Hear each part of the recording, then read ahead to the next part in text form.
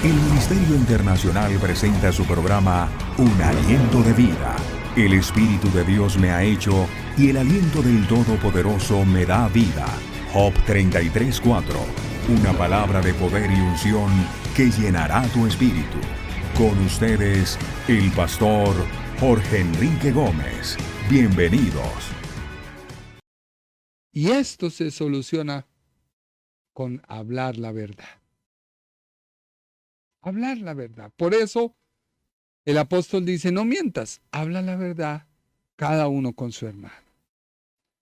Ahora, al lado de esta frase, el apóstol coloca un mandamiento. ¿Por qué?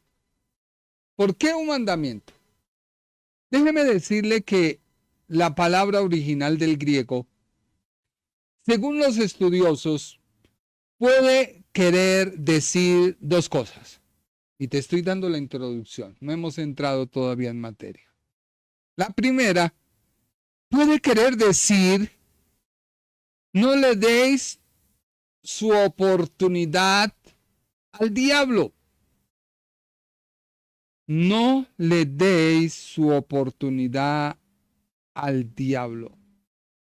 Una disensión que no se haya solucionado, sino que se ha prolongado, es una oportunidad para que el diablo siembre división. Hay momentos en que alguien llega a uno y no saluda. Y la gente dice, pero mire qué orgulloso, qué vanidoso se volvió. Pero resulta que por lo general uno anda despistado. Uno anda, quién sabe, en la nebulosa. Así pasa con la ira. Muchas veces la iglesia se ha desgastado en conformar grupitos porque dos personas se pelearon y dejaron que el sol se pusiera. Cuando el pastor llama la atención a alguien, la iglesia dice, pero qué injusto, ¿por qué lo hace?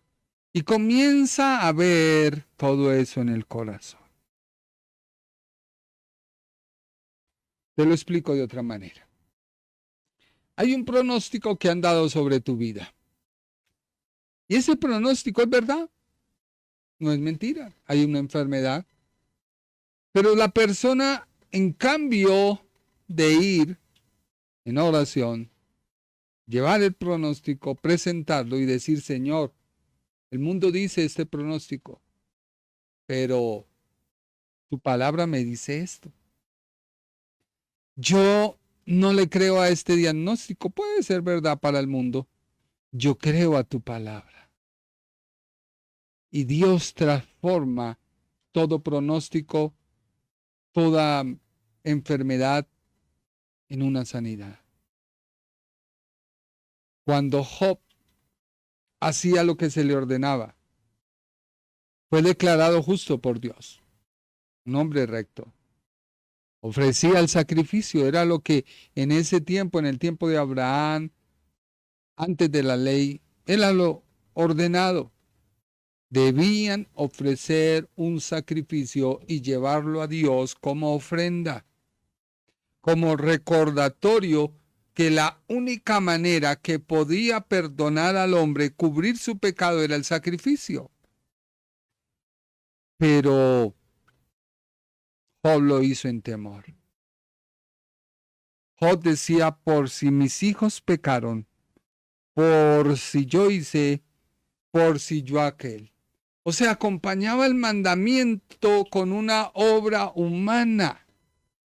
Acompañaba el sacrificio con una puerta abierta a Satanás, la cual él supo aprovechar, e ir a Dios y decirle, mira, Job, hace lo que tú pediste, pero hay temor. El temor es mío. Por eso la Biblia dice que el perfecto amor de Dios echa fuera todo temor. La Biblia dice, no tendremos temor de malas noticias. La Biblia dice, tú guardarás en completa paz a todo aquel cuyo pensamiento en ti ha perseverado. La Biblia dice, caerán a tu lado 1000 y 10,000 a tu diestra, mas a ti no llegará. O sea, caerán, podrán llegar. Debemos tener la fe y el conocimiento de Sadrach, Mesach y Abednego, que no se rindieron ante la estatua, que la realidad era ir al horno, pero aún así ellos dijeron, Dios nos librará y si no, nos vamos con él. Y fueron echados al horno y ahí estuvo una cuarta persona en medio de ellos, de tal manera que en medio de tu problema, en medio de tu situación, si tú logras ver quién está contigo, no sufrirás ninguna consecuencia. La segunda frase, según los estudiosos, que puede tener otro sentido, es que la palabra diablo en griego es diabolos. Pero a su vez la palabra diálogos también es una palabra normal para designar al calumniador. Lutero usó y consideró que esto quería decir, no le hagáis sitio en vuestra vida al calumniador. Satanás anda pendiente quienes comienzan a permitir que en su vida se mine una puerta. Me gustó hace poco viendo en las redes, cogieron una fresa que tenía hongo y esa fresa la pusieron al pie de una fresa buena y a su vez otra fresa buena. Y la dejaron ahí y cuando fueron a mirar con el tiempo, todas tenían el mismo aspecto. Cuando permitimos que en nuestra vida entre el temor, la angustia, el no solucionar algo que se debe solucionar, porque a veces nos falta carácter, personalidad, nos falta disciplina, nos falta decir, sí, pasó esto. Estamos dando lugar a Satanás. Puede ser que sea el verdadero sentido de lo que el apóstol quiere decir. No hay persona en este mundo que pueda causar más males que un calumniador callado. Se dice que el manejo de la ira es una habilidad importante. Según estudios, los consejeros cristianos afirman que el 50% de las personas que acuden a consejería tienen problemas para manejar la ira. Por eso, airados, pero no pequéis. La ira puede destruir la comunicación. La ira puede destrozar las relaciones y arruinar tanto el gozo como la salud de muchos. Hay enfermedades que han iniciado porque la ira descomunal y descontrolada ha llevado enfermedades en tu familia. Pero tú no las quieres ver porque tú quieres culpar a la otra persona. La ira puede destruir, lamentablemente. La gente tiende a justificar su ira en lugar de aceptar su responsabilidad. Cada persona lucha en diversos grados con la ira. El apóstol Pablo da principios sobre cómo manejar la ira de una manera correcta y cómo vencer el pecado de la ira. Vuelvo y te digo, la ira es una emoción humana que puede ser tanto pecado como una herramienta legítima en ciertas circunstancias. Pero la Biblia advierte sobre la ira pecaminosa que surge del orgullo, la falta de control, la falta de amor y que puede llevar a la destrucción. La Biblia habla sobre la ira pecaminosa. Primero, airados pero no pequéis. Es un enojo descontrolado. Y la Biblia advierte sobre la ira que no se controla y que se lleva a palabras hirientes, acciones violentas y resentimiento duradero. Airados, pero no pequéis. Es la ira manifestada en orgullo y falta de amor. Recuerda que el amor es una decisión. El amor no nace. Mucha gente cree que es que el amor nace. No, el amor se decide. Dios decidió amarnos y envió a su Hijo. Hizo una muestra de amor. El orgullo y la falta de amor. La ira pecaminosa a menudo surge de un orgullo herido y la búsqueda de venganza o la falta de perdón. Airaos, pero no pequéis, trae consecuencias negativas, ya que la ira descontrolada puede causar daño a otros, destruir relaciones y alejar a las personas de Dios. Porque es que mucha gente dice, por eso es que yo no vengo al Señor, por el comportamiento de X persona que ve con otra. La ira es algo que nos toma. Yo recuerdo que yo luché en un tiempo con ella. Y no se me podía decir nada porque reaccionaba horrible. Y un día, en público, recuerdo que alguien llegó y ofendió a otro y yo me metí. E inmediatamente mis compañeros de trabajo comenzaron a tomar fotos y videos y diciendo, mire al cristiano cómo reacciona. Y yo me justifiqué.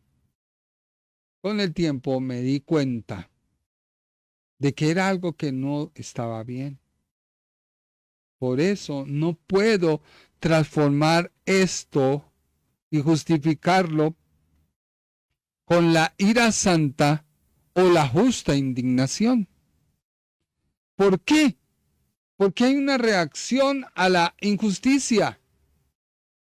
La Biblia muestra ejemplo de personas que se enojaron ante la injusticia. Ya vimos el ejemplo de David, del Señor Jesús, quienes se indignaron ante la profanación del templo. David, ante la profanación que hacía al pueblo de Israel el paladín. No podemos disfrazar la ira como la defensa de la verdad y la justicia. Si tú ves todo lo que está pasando con los líderes de Venezuela, Colombia, más que atacar a la persona, hay que mirar que hay un demonio detrás de todo. La ira santa puede ser una herramienta para defender la verdad, la justicia y la santidad de Dios. La ira justificada o santa no lleva al pecado. ¿Por qué? Porque a diferencia de la ira pecaminosa, no conduce a una falta de control o resentimiento o la venganza, sino que dejamos obrar la justicia de Dios. Vemos que Dios manifiesta su ira. Todo lo que te estoy diciendo es una introducción. Dios en respuesta a la maldad, no a la persona. Por eso decimos que Dios ama al pecador, pero no su pecado. Dios desea que tú vengas a Él para que dejes tu pecado y recibas su perdón. Pero si el pecador consiente en seguir en su pecado, no hay nada más que hacer, pues sus obras le han enceguecido y persiste en hacer la maldad. No hay tal cuento de que tú puedes pecar y Dios te perdona y te perdona.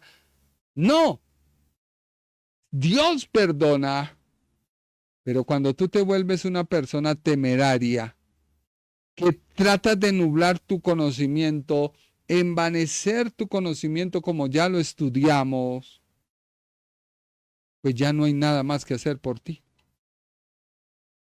Tú debes saber que la salvación es la obra de Cristo en la cruz. Y eso lo tenemos claro. Pero también debes saber que el andar en esa obra que hizo Cristo te hace a ti obrar o mostrar frutos dignos de un verdadero arrepentimiento. Por eso dejamos de pecar. Es como cuando tú vas a un lago y en ese lago hay un letrero que dice prohibido pecar. No pescar, sino pecar. Tú no puedes seguir en la corriente del mundo. Tú no puedes seguir haciendo cosas y tratando de disuadir tu mente. Dios me perdona. No. Cuidado, Sansón, que Dalila aún sigue buscando tu debilidad. La manifestación de justicia y amor. La ira es una expresión de santidad y justicia de Dios, innato, pero también de su amor, al buscar la reconciliación y la justicia para su pueblo. La ira de Dios trae juicio y salvación. Ambas cosas. Dios es amor, pero también fuego consumidor. No busques la cara del fuego consumidor. La gente dice, pero es que Dios no puede ser así. Dios es justo y su santidad. Dios es juicio, pero trae salvación. La ira de Dios se manifiesta en el juicio final, pero también se revela en la cruz de Cristo, donde Jesús tomó el castigo por los pecados de la humanidad. Juicio y salvación. Consejos bíblicos para manejar la ira. Aquí comenzamos en primer lugar, el apóstol dice, airaos pero no pequéis. Se debe reconocer y admitir el enojo. Es importante reconocer y admitir cuando estamos enojados y cómo nos sentimos. Es que no hace nada, es que yo lo veo. Y todo esto te va haciendo cargar y cargar. Y un día explotas. Buscar la sabiduría de Dios. Pedir a Dios que nos ayude a entender las causas de nuestra ira y cómo podemos manejarla de manera correcta. Por eso, el apóstol dice, busca la reconciliación. Cuando él dice no pecar, te está diciendo busca una reconciliación. Es importante buscar la reconciliación con aquellos con quien hemos tenido conflictos, hablando con amor y honestidad. No permitir que el sol se ponga sobre vuestro enojo. Es importante resolver los conflictos y perdonar rápidamente para evitar que el resentimiento se acumule. ¿Por qué? Vuelvo y te repito. No podemos justificar la ira que no es pecado. Estamos hablando de la ira de Dios. Por eso dice la Biblia en el Salmo capítulo 7, versículo 11. Dios es juez justo y Dios está airado contra el impío todos los días. La Biblia dice que Dios se indigna con el pecado.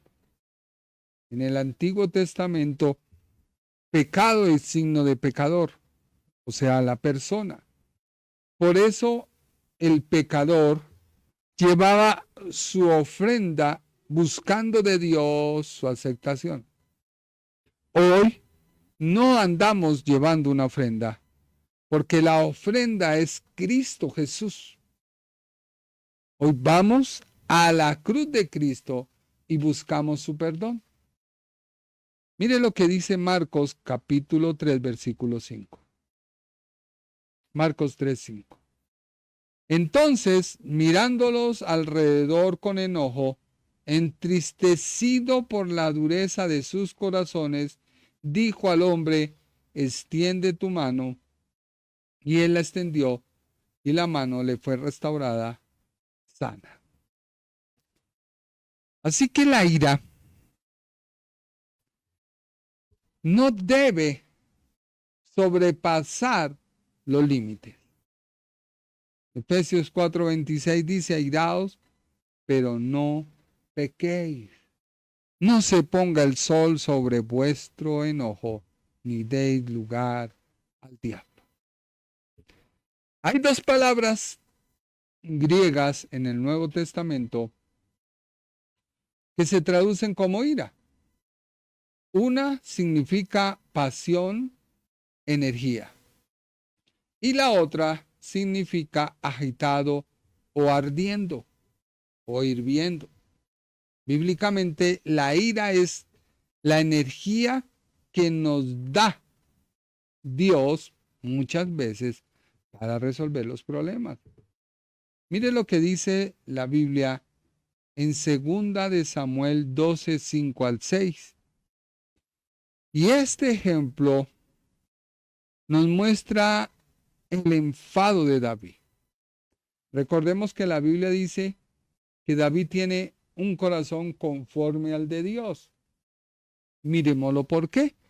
Aunque aquí se usó una metáfora para mostrarle a David su acto frente a lo que había hecho. Pero se deja ver que en David había un celo. 2 de Samuel 12, 5 y 6. Entonces se encendió el furor de David en gran manera contra aquel hombre y dijo a Natán: vive Jehová, que el que tal hizo es digno de muerte y debe pagar la cordera en 4 tantos, porque hizo tal cosa y no tuvo misericordia. David sintió ira por la parábola que le contó Natán. Pero era el argumento de Dios para desarmar a David y decirle el atroz acto que había cometido en lo secreto. La ira que sintió Jesús por la forma en que algunos judíos habían profanado la adoración y el templo de Dios en Jerusalén. Esto nos muestra Juan capítulo 2, versículo 13 al 19. Estaba cerca la Pascua de los judíos y subió Jesús a Jerusalén y halló en el templo a los que vendían bueyes, ovejas y palomas y a los cambistas y allí sentados.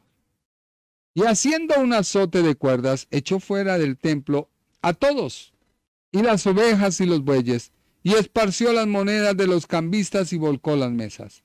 Y dijo a los que vendían palomas: quitad de aquí esto, y no hagáis de la casa de mi padre una casa de mercado. Entonces se acordaron sus discípulos que está escrito: el celo de tu casa me consume. Y los judíos respondieron y le dijeron: ¿qué señal nos muestra, ya que haces esto? Respondió Jesús y les dijo: destruí este templo y en 3 días lo levantaré. Así que los ejemplos que hemos visto de ira, o la ira que se representa como la de Dios, no es algo en defensa propia, sino en defensa de los demás o de un principio. El Señor Jesús ve que el negocio era sencillo en el templo. Una persona debía cuidar de su ofrenda, ya fuera el palomo, o fuera el cordero, o fuera las especies aromáticas, o el pan sin levadura. Pero para el tiempo de Jesús, Caifás y Anás habían montado el negocio porque ellos llevaban animales para la venta. Si una persona llevaba a su animal que lo había cuidado, ellos le ponían el pero, ellos le ponían la dificultad y tomaban ese animal y lo rechazaban. Y en cambio le decían: le tengo la solución. Es como hoy en día aquellos que dicen: no te preocupes, ¿cuál es tu pecado? Ven, yo voy a orar por ti. Y oran por la persona. Y la persona cree que ya con eso se perdonó, que ya con eso se solucionó. Pero ni la persona entendió el acto que ha cometido, ni la gravedad del acto, ni pidió a Dios que le perdonara, tampoco supo, sino que fue y buscó al pastor para que le diera el consejo y lo sacara de su error. Debemos saber cuál es el error, pero ir a Dios teniendo claro qué fue lo que hicimos, qué fue lo que cometimos, y buscando de Él el perdón. De ahí muchos buscan consejería. Hay mucha gente que se acerca a uno tratando de justificar un acto o una acción del por qué no hace X cosa. Y le ponen a uno cáscaras para hacerle caer. Ahí es donde debe el pastor tener la sabiduría de Dios para decirle a la persona: perdóname, yo no soy. Ve a la fuente que es Dios. Es importante reconocer que la ira ante una injusticia contra uno mismo también resulta apropiada, pero no debe ser justificada. Se ha dicho que la ira es una bandera de advertencia. Nos alerta de aquellos momentos en los que intentan violar o violentar nuestros límites o nuestros derechos. Y es donde vamos a Dios, y Dios cuida de cada uno de nosotros. Por eso, donde opera la ira de Dios, no debe operar la ira del hombre. Pero donde opera tu ira, no opera la ira de Dios. Por eso es mejor dejar cualquier juicio o cualquier cosa de lo que el mundo quiera hacer contra nosotros. Y es donde Dios entra a pelear por ti. Es donde Dios entra a defender tu causa. Hay momentos en que debemos callar y esperar que Dios pelee por nosotros. Así que, ¿qué ira es la que está actuando en ti? Y eso, si Dios lo permite, lo estaremos viendo el jueves. ¿Por qué? Porque la ira puede volverse pecaminosa cuando se motiva por el orgullo. La ira también puede moverse por nuestro mal manejo del enojo, lo cual es pecado. También la ira se puede mover cuando no prestamos atención a los mandamientos de Dios. Por eso debemos dar lugar a que Dios trabaje en nuestras vidas, pero no llegar al extremo de que su ira sea la que recaiga sobre nosotros. Por eso al Señor Jesús le juzgaban los fariseos, los escribas, cuando él decía, no paguéis mal por mal. Sabía que muchas veces uno puede devolver ante el que ofende con una buena acción. Así que si Dios permite, estaremos hablando cómo podemos manejar bíblicamente la comunicación para resolver un problema cuando hay ira de por medio. Vamos a orar. Padre Celestial, te damos gracias por tu palabra. Tu palabra es verdad. Yo solo te pido, Señor, que cada persona que me escucha se pueda confrontar y acudir a ti, porque solo tú eres el único que tienes palabras de vida eterna. Solo tú eres el único que tienes la solución a cada problema. Solo tú eres el único que tienes la respuesta. Y por eso en esta hora yo me dirijo a ti. Tu palabra nos dice, airaos, pero no pequéis, y no demos lugar al diablo. No podemos, Señor, permitir que la ira se apodere y se vuelva el elemento que nos hace actuar y desquitar contra otros que nada tienen que ver. Yo solo te pido, Señor, que seas tú obrando y que esta palabra seas tú, Señor, haciendo que se vuelva un rema en cada corazón y en cada vida. Te damos gracias porque tu palabra alumbra nuestro camino. Tu palabra nos da la respuesta y tu palabra es la solución. A ti, Señor, sea toda gloria. A ti, Señor, sea toda honra. No pretendemos, Padre, que las personas nos sigan a nosotros, sino te sigan a ti. Porque nosotros fallamos, nosotros cometemos errores. Pero si te acuden a ti, encontrarán paz y solución. Reprendemos cualquier enfermedad y echamos fuera cualquier dolencia. Todo espíritu contrario a tu palabra lo sujetamos y lo atamos y lo llevamos cautivo a la cruz de Cristo. En el nombre de Jesús, creemos que tú traes sanidad, que tú cambias cualquier pronóstico, que tú cambias cualquier situación, cualquier adversidad, porque quien está contigo lo tiene todo. Tú eres la esperanza de salvación, tú eres la esperanza de solución. En el nombre de Jesús, nuestro Señor, hemos orado. Gracias, Señor, por tu palabra, porque tu palabra es verdad. En el nombre de Jesús, nuestro Señor. Amén. Gracias por su tiempo. Y si Dios permite, terminaremos en nuestro próximo programa hablando acerca de la ira. Airaos, pero no pequéis. Dios les bendiga. El Ministerio Internacional presentó su programa Un Aliento de Vida. Venid a mí los que estáis trabajados y cargados, y yo os haré descansar. Mateo 11:28. Un aliento de vida. Una palabra de poder y unción que llenará tu espíritu.